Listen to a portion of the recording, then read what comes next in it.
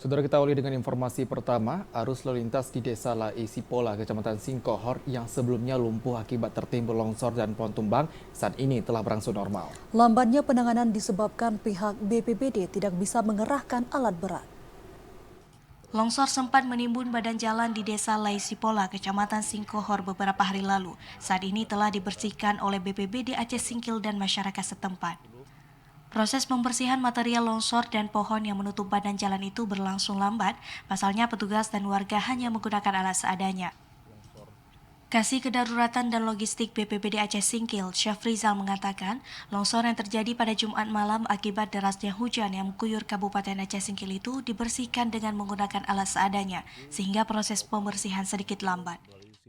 Juga mengerahkan Satgas BPBD yang ada di Kecamatan Singkohor untuk melakukan pembersihan bekas-bekas longsor.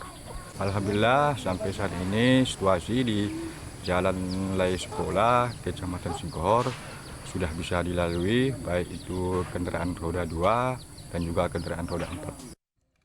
BPBD Aceh Singkil tidak bisa mengerahkan alat berat lantaran alat berat milik BPBD masih dipinjam Dinas Perikanan untuk melakukan pengerukan pendangkalan anak laut di Kecamatan Singkil Utara.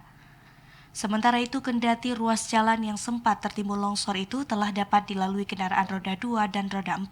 Namun kondisi jalan masih licin, masih terdapat lumpur sisa longsoran. Dari Aceh Singkil, Jakartawan Adi Nugraha, TVRI Aceh melaporkan.